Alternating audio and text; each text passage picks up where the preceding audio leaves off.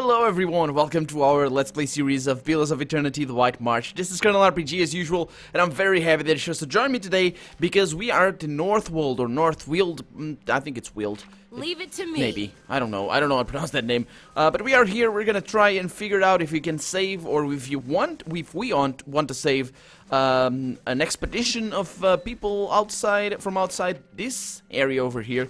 And there must be somewhere around here. I'm just gonna explore based on the fog of war, because I like to do that. I'm gonna go around and do it like so. Ooh, wait a minute, why can't I look to the... Oh, it's the edge of the map right there. Hi guys! Carefully, Estramore. An elven woman stands beside a stag, petting the great beast on its neck. As you approach, the animal jerks its head in your direction and rears up. Stillness! The woman orders the stag, pulling on the skin of the stag's neck until it ceases to buck. Easy now. No need to fight yet. She turns to face you. One ear is missing its top half, and many battle scars raise her otherwise smooth skin. More foreigners, more unclean feet trampling on our lands, more blood to feed the trees. She shakes her head, so she's not a very nice person, as I understand. You should not be here, Estramore. If you are here in our lands, it is either to steal from us or to aid those who would. The wooden mercenaries, looters. Can you hear their panicked whispers? Leave this place at once, or we will kill you when we finish with those at Estramorum. Yeah, I'm a friend of Erglanfath. She holds her gaze on you. The great stag stomps its front hooves on the ground and turns to its master. Do you speak the truth, foreigner? If you are indeed a friend, you would respect our lands and not defile our sacred soil with your trespass. The woman clenches her jaw. Its muscles quiver under the pressure until suddenly calm returns to her expression. If you have no bonds of kin or kith with the looters, I will give you a chance to prove it. She draws one of her swords and with a swift arcing motion points it to the ruins beyond. The invaders must be purged from our lands. Prove your worth and we will believe your words. Tell me about those mercenaries. Raiders, looters, same as all the other Deepwooden thieves that pillaged our lands. We tracked the Deepwoodens from their first step beyond the Great River and waited for them to err. They always do. We claimed half their pack in our first assault. The cowards that ran now huddle to the north. When the winds turn, you will smell their fear. And if they surrender, will you let them leave?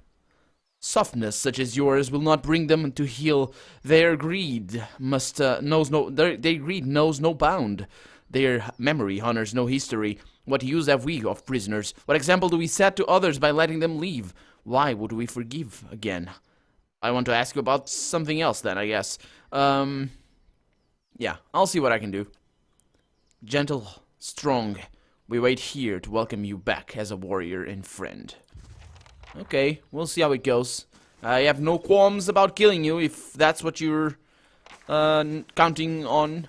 Me having qualms to kill you, because yeah, I'm a badass, and I kill mostly everybody that I've come to basically words with. Oh, they're just here, man, so close. You guys can see each other. Stop, friend or foe? The man in blood-soaked armor points his blade at you as his wounded and weary comrades flock into position behind him. A trickle of blood runs from a cut on his brow down to his neck, staining a locket worn on a gold chain. You're not Glanfathan? He tightens the grip on the sword's handle. By Maegrin, friend or foe, I said. Calm down, I'm a friend. The sword still pointing at you, the man gives a sideways glance to his companions and nods. The mercenaries lower their weapons. A rare and welcome sight, friends this far from home. He lets the weight of his sword lower his arm. He gives a concerned look to his mercenary company. Look at us, hiding in the rocks and holding it in our guts. The fangs, they've bloodied us and now we're trapped. Queeneth sent me, what happened? Resourceful girl, the captain huffs a chuckle before returning to his humorless frown. We assumed the Glanfathans killed her before coming up on us. I'm relieved she's alive, doubly relieved she brought you help. He rests his sword, still caked with blood, across his shoulders. The tribesmen ambushed us just as we made camp. The fight was a lopsided slaughter. In the melee, someone tripped through the campfire. We were lucky in that regard. The stench of burning flesh and choking smoke obscured the scene, and a few of us managed to withdraw. We ran to these ruins to regroup, but now we're trapped. The face painters are just south of our position, and they have us cornered. No doubt they're happy to let us starve while they rest and rebuild their strength before attacking anew. Seems this is where we will be making our last stand. Yeah, well, these guys basically, yeah, they know the risks. They know that these guys will kill anybody that trespassed their land. And they're just defending their land, I guess, but are they a country? I don't think Glanfath is a country. I think it's just like a county or like a tribal thing, basically. They're like a country inside a country. And I don't know. Well, I don't know. I'm all for private property, if I'm honest, but these don't seem like they are private lands. They're more like the lands of the people, and yeah, if we go down that road, it's just racism, basically. It's just racism. So, yeah, basically, if they were Glanfathans, they would, okay, you're fine. It's just like, not the tone of their skin, probably. I'm not sure if they're a different color, but it's just like their ancestors. I mean, it's not good. Yeah, maybe I can help you get out of here alive. We'll take any help we can get. We're pinned between the Stelgars to the north and the Fangs to the south. If you can scatter either group, that'll clear an escape route for us. Gents, gather up your gears and lace up your boots. Looks like we have a chance to going home. When the path is clear, north or south, give us word and we'll beat a hasty retreat back to the Deerwood. Okay, so apparently we have another...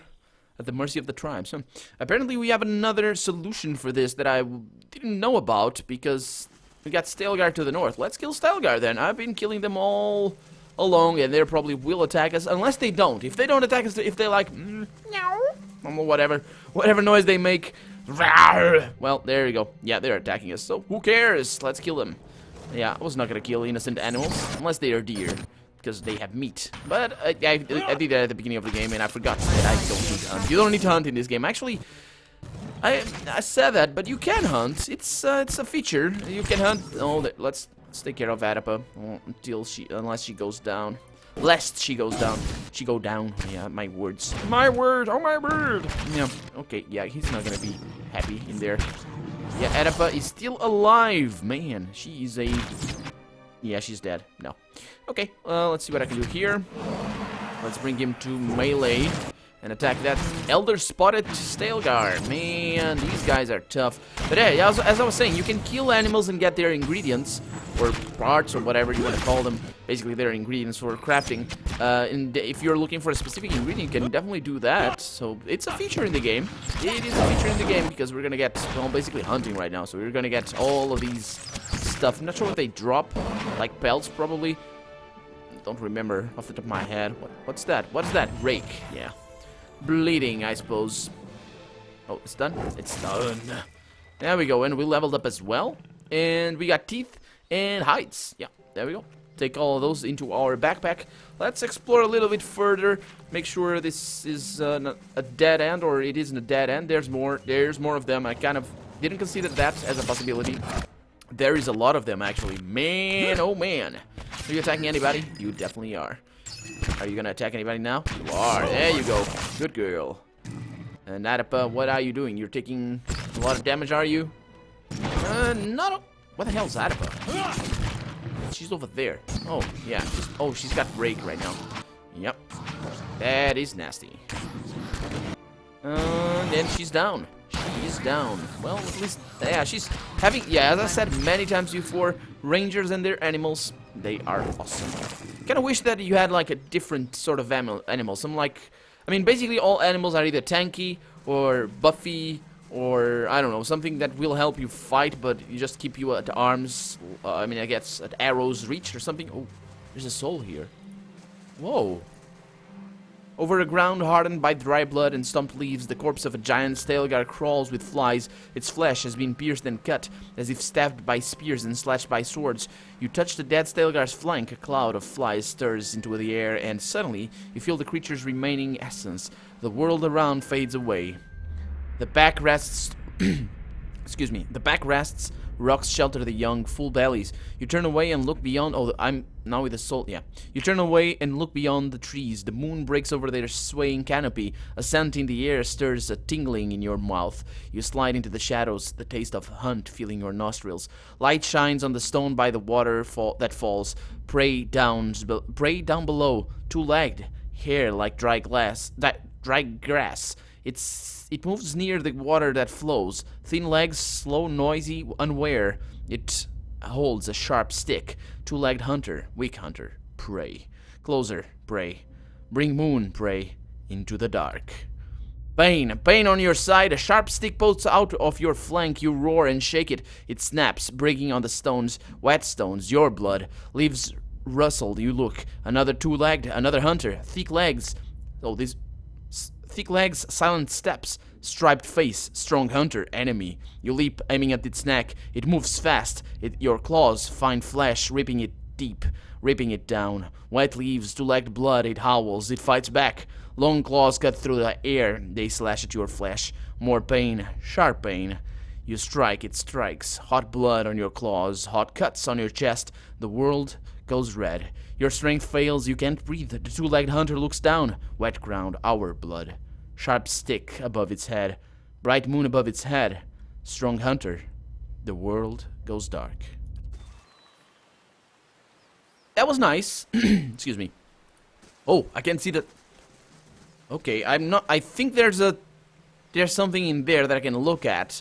So what I'm gonna do here is something that I haven't done before, but I should have been doing this all along. I am gonna use, well, if I can find it anyway, I am gonna use a spell. I'm gonna try and find the spell that is, let's see, let's sort by cell value, low to high. So this is Maelstrom. I suppose it's gonna be something like very expensive or something, I imagine, maybe. I'm looking for a spell here that, no, it's fine. A spell that lets me see what is hidden. And I'm not sure where it is. I imagine I have a few. So, I might, is this the thing? No. Hidden Wonders, there it is, that's the one. It's only two? I only have two? Okay, that makes me not feel as bad as I did before. Let's level up Giladel as well, so she has mechanics. I need that very, very much, especially for what is about to happen, because I think we're coming up on the end of the game, and then we're going back to the White March, and basically, yeah, we have to kill stuff up there, and unlock stuff as well. Yeah, Marksman, you didn't have that? Okay, well, go ahead and do that. I mean, her accuracy is pretty awesome already, so just like, whatever. Whatever, let's go back, I guess. Actually, no, let's not go back. Let's save the game again, and let's use the spell, or scroll, or whatever, the thing that I have right there. How do I use this? Do I put it over there? Excuse me. Do I put it over there and just... say the word. No, I want you to use this thing. Here. It didn't work. Okay, well, good to know, I guess.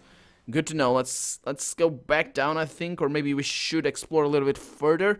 Make sure this is not a dead end, because I would hate to come back. Actually, it's not a big deal if I need to come back up here in case this is not a dead end, because, you know, the fast movement mode or something. Fast mode? I think it's fast mode. Whatever the name of that thing is. Double speed, yeah. Let's keep exploring a little bit more. Oh, there's... Who is fighting? Durance, what the hell are you doing over there? Yeah, I know what happened there. Okay, so yeah, this has happened before. I'm pretty sure it's a bug with the expansion, maybe? Because I saw this happen on a specific map with Adapa, and I told you about that. Because that happened to me off camera. It was the last map of the White March Part 1. And Adapa, when I reloaded, she was in a completely different area. And that was, surprisingly enough, an entrance to a dungeon as well. So there's a dungeon here. I imagine... It's a good thing. It's a good thing that I noticed the thing here. I imagine this is not a dead end, so it's okay to go back. And that means that they should be able to flee, I guess, the Fangs. They have a full name. It's not just Fangs. It's something like... Is it really Fangs? It's the name of the tribe. I think it's something else. I imagine it's something else. Okay, so they're dead. Dead. There we go. We got a deer over there. What is that? Awakened root. Oh. Is that the first time we found one of those? I don't remember seeing them. So, that guy died. He wanted to kill somebody with grass hair. What is grass hair? Dry grass? I don't know. What does that mean? It's like, if it were like wheat, I mean, it's probably a blonde guy or girl. But grass? Why is that? I don't really know. Anyway, Let's have a chat here with... Oh, there's a mage. No, there's a captain. I didn't there's stuff in here. I want to see what this is. 2 pearls and some pens. That's money. And some opal. That's fine. Let's have a chat with the guy. Let's also save just in case something terrible happens that I'm not foreseeing. Hopefully well, nothing. Friend. As soon as a way is clear, just give us the word. We're ready. Wounded or not, we'll run as fast as our legs can carry us. Yeah, I've cleared the northern woods. Those Stelgar won't trouble you anymore. All of them? Hear that, boys? Looks like we got a way out. Get to it.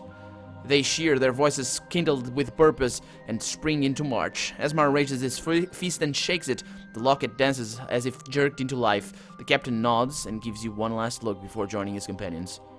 Well, hopefully they're gonna learn their lesson. Yeah, because that's also another aspect of this whole affair. Is does it really inherit? Does it really? I mean, is it really justify the capital punishment for trespassing lands? I mean, it's their land, I understand, but yeah.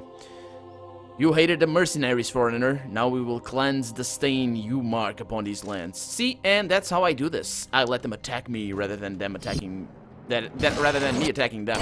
The companion is going down. I think terrible things are now happening. People are screaming. I am not taking any damage. Any damage? No, you're taking a little bit of damage. A little bit. It's okay. Can you guys please not autopause that much with those spellcasts and all that? The reason why I use autopause so much is actually I've been thinking about why I actually use autopause. It's basically out of habit. Because when I got started with the games like this, it was Baldur's Gate 2, the first game from BioWare that I played. And then I played Baldur's Gate 1, and then I played Icewind Dale. Actually, Icewind Dale is not from BioWare, it's from Interplay. But yeah, it's basically the same type of gameplay. Oh boy, there he goes. It's basically the same type of gameplay. What the hell? Oh, yeah, it's all good. Back then it didn't have the AI, so autopause was really not powerful. It just really necessary. What we have here, Praymaker. What does it really work as? Oh, I think it does. It doesn't say anything over there. To hold Praymaker is to bear the feeling. It doesn't say down here, but does it make? Oh, if that is the case, this is a really powerful bow. I hope it is how that works. Yeah. Let's see. Can I compare it? Not enchant. Compare. Okay, so the damage. Oh, it's a crappy one. It is so crappy. Oh boy. Yeah, it's a shame. I could improve it a little bit, I suppose, if I. Oh, it's already exceptional. How the hell does it deal so little damage in comparison to mine? 11 to. Yeah. It is so crappy. What? Okay, whatever. I don't really care. Got a lot of traps here as well. Let's take care of those. And then we got a lot of grimoires as well. I know why I keep them around because of Aloth, and I don't want to sell them either. I'm not sure why I keep them over there though. Should have just, yeah, because I have a lot of them in my stash. You might have seen that a couple of episodes ago, when I sold my stuff, and yeah, I didn't sell those Not a problem. grimoires because Aloth might need some spells, and I don't know. I'm not about to look into those right now. So yeah. Got a little bit of Settler's Arrow, which is funny because these guys, well, they are settlers here as well, I suppose, but they're natives. Like, they've been here for a long time, I guess. I'm not really sure with the whole War of the Broken Axe or whatever, Broken Stone. I think the burning trees. They have different names for different wars here. You might remember those when I read the books and all that, but. Yeah, let's keep going then. Let's go to that dungeon. That's a lot of blood right there. I didn't actually notice. Let's go to that dungeon. Let's see what's up here. Nothing really. Got the spring berry. Nothing really that I want. I could make some food with that, but it's okay. It is okay. Food is actually. It is. I imagine if you want to play this on the Path of the Damned, I think is the hardest difficulty. I'm playing on hard right now. It's the second to hardest difficulty. But if you want to play like that. And especially in Iron mode, you're gonna have to just prepare yourself, and it probably is a lot of fun. I complain a little bit, well, like I said a little bit, but I'm not gonna comment on that thing, on that particular choice of words. But yeah, I complain about the itemization in the game, but I imagine it's not that bad if you really want to maximize your. Oh, what is that? Oh, Piggers, that's fine. If you really want to maximize your chances, I imagine it's not nearly as uninteresting as it is right now. Yeah, you really want to enchant, you want to save your ingredients, you want to go on hunting. I don't know, maybe not hunting. That's not the thing that you can't really hunt for ingredients. You just have to explore everything and they don't get respawned or anything. So yeah, it's like there's not really too much of a sandbox element to Pillars of Eternity, which actually that would be an interesting thing. I am a fan of sandbox games. I like story-driven games. I'm fine with that as well, but I'm a fan of sandbox games. My favorite well, not one of my favorites of all time is Morrowind, even though the character system is broken as all hell, but it's not really broken, it's just the way it's designed. You either get a, I don't know, let's not get into that, but Morrowind, as is Oblivion actually, it's basically the same thing from the Elder Scrolls saga. This character system just entices min-maxing, and I'm not a fan of min-maxing. Not really a fan. But yeah, it's I like open sandbox games and all that. So I imagine that it wouldn't be it would be kind of fun. A game like Pillars of Eternity with sandbox open world elements, maybe. I don't know. Maybe it would be too hard to implement. Just getting random quests all over the place rather than just exploring a tiny bit of land. Whoa, did this guy just get spawned back here? I think he did. Exploring a little bit of land and just finding 3 or 4 characters all very close to each other. Yeah, that's kind of one of the things, one of those abstractions that you need to make when you're playing. Oh, we got Mampeakers up here, didn't see that. You need to make when you're playing these games, the fact that the scale of it all is also very, you know, close by or tight. And this game, Pillars of Eternity, does a better job at it than Baldur's Gate 1, for example. I mean, there's like 15 years in the difference in between those two, but Baldur's Gate 1 had an interesting world, a world filled with lots of stuff. Each like quadrant, each screen of the map was filled with stuff to do, and they had the same problem. It's the scale. Everything was so close together because, you know, the maps were basically as big as these ones. Let's see what is in here. Oh! An exceptional club. A bad thing. Oh, that's an interesting one. Bad thing that nobody actually uses an exceptional. Uses clubs.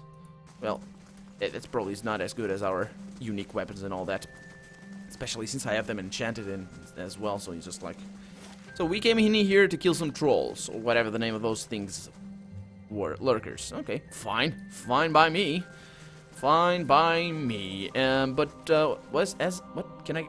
I can't go out. Oh, I need to click that over there. Yeah. But as I was saying, Baldur's Gate 1, if you've never played Baldur's Gate 1, or even if you have, you can, it's like each map, each part of the map is directly connected to the part of the map adjacent to it. So you're going to be, like, the east side of a map is, you know, kind of fits into the west side of the map to the right, and, or to the east, rather. So it's kind of funny like that, and if you get all the maps all stuck together, it's pretty cool. And you can see like how close everything is and how big actually the maps are. Those are not very big maps, the whole map of the game, but you do spend a lot of time doing stuff because everything again is so close together. But I imagine, I mean, especially with this thing, with the double speed thing, and if they somehow manage to, they probably would need to. Oh, we're gonna kill some bears. Oh boy, that was a massacre. Oh no! It kind of turned into a niggle right there for a little bit, and we never see that bear again. Oh my god! That bug is so weird. That bug is so weird. I don't know. It's like the animation starts, but then since the game pauses, it doesn't get triggered to stop the animation. It's like, man. Oh man, yeah, it's funny. I think it's funny. Oh boy. But yeah. The fact that it doesn't make the game any less. The fact that it doesn't have sandbox elements, it definitely doesn't make the game any less, any less longer. I guess any shorter. Because we're at episode 119 right now. I don't think. Yeah, it's somewhere around that way. Can you shut up, please? Thank you. Yeah, it doesn't make the game any shorter. It just means that you play it a little bit differently. Oh, there's somebody there. Oh, it's the hunter, the weak hunter. Oh, guess we're gonna need. Oh, but it's gonna be his soul, not the Stelgar's soul. Yeah, yeah. I was gonna say something about the Stelgar dialogue. I don't think I did say anything, but I like that dialogue. It's very animalistic, and it's always a challenge. I understand from the writer's standpoint to write from an animal standpoint. Point of view, I guess. It's a challenge, for sure. And the thing is, because no, you can notice the different what's it called? What's the word? Names for basically the different names for the water that falls, the water that runs, and all that. So it's not a waterfall, it's not a river. It's just, and that's how they convey that it's an animal, and you play around a little bit with the word structure and grammar structure and all that. But it was okay. It was okay, but for me, when I think about animal talking in a book or in a written word anyway, I just think of George R.R. Martin and from Song of Ice and Fire. He writes there's a few chapters in the books where it's from the wolves, from the dire wolves. If you're not familiar with Game of Thrones or A Song of Ice and Fire, it's basically they have big wolves that are like pets to a few characters there, and the wolves they think, and there's a few chapters in the book where you get to see their perspective, and it's pretty cool. It is pretty awesome. It's way better. I know this. I'm not trying to disrespect the writers here, but it's way better than that one. It is really, really powerful, and you can definitely take a few clues, I guess, or cues would be the wrong word there, but I guess hints maybe from that writing style and try to replicate. But I guess then you have the artistic direction that somebody needs to follow when they're writing something, for a game. Maybe they don't want to sound like George R.R. Martin's. Maybe they just want something like that, and it's okay. That's something I can respect. Of course, these guys are immune to shock and piercing. The piercing is not doing anything. So, yeah, I'm not really doing anything right now that I should be doing. Yeah, whatever. It's all fine. Can I loot while... No, apparently I cannot. It's all cool. But we're coming up on the end of the episode as well. I just looked at my clock over to the left side of the screen here. I have a second screen to the left. And, yeah. We're 27 minutes and a half into the episode. We're coming up on our allocated time. I guess we are already past. I always pass it. Ooh, what is that? This boot lies half buried in mud on the river bank as if it had been flushed from upstream. Yes, it has. Yes, that's what happens. That is what happens. That guy is not gonna have a skeleton in a few. He's not gonna have anything here in a few days. Once. Similar outcome. What? You died? How the hell is that similar outcome, man? Beneath the raging waterfall, the corpse of an elven Glanfathan hunter. Oh, that's what they mean. Hair like grass. Oh. Glanfathan hunter lies shattered against the rock. Broken bones protrude through its skin, but you also notice deep parallel cuts in the rotting flesh. The slashes trace almost every part of the body, as if it had been ravaged by a dozen blades. This man probably died before his fall from the cliff above. You touch the dead elf's forehead, droplets of water glistening down its purple surface. You feel a sudden jolt from the hunter's lingering essence. The world around you fades away. You're walking among the underbrush without making a sound. Moonlight sketches sight of your arms, shining them pale, but you quickly dart again into the shadows of the giant trees of the Northweald. Your blood brother is not so deft as you expected. Look at him, frail, unaware. He doesn't deserve to share the glory of this hunt. It's been countless seasons since a Stelgar like this one, twice the size of its lesser kin, has roamed the forest near Twin Elms. Arthun fell for the trick. You almost feel pity for him, but you've convinced yourself that he'd only get in the way once the killing begins. He'll be safer by the river, expecting that we'll flank the Stelgar when it comes out to drink, but this kill will be only yours. The Stelgar is larger than you imagined. It stands without fear atop the waterfall's ridge, its silhouette cutting a monstrous hole against the mantle of the night sky, a beast of legend, a true hunter. Your hand tightens around the shaft of your father's spear. The weight feels balanced just right as you prepare to throw. You put everything into it. The spear flies through as it hits its mark. The Stelgar didn't even hear a sound. Its blood spills bright on the rocks, yet it stands unfazed. The beast bounces. Moonlight shines over its great fangs. Your hands draw your blades without a second thought as you lunge forward to meet this monster. It's fast. It's ripping your flesh apart. You stab at the darkness, engulfing you deep again and again. But there is no slowing its embrace. So I guess it was his friend that he betrayed that ended up killing the Stelgar? Who is this friend? Are we gonna find him somewhere? I don't know. I guess we'll find out for the next episode. But for now, I'm Colonel RPG, and this has been Pillars of Eternity, The White March. I really hope you've enjoyed it. And if you did, go ahead and leave a comment, like the video, but above all, thank you so much for watching. And I hope I'll see you next episode. Bye-bye.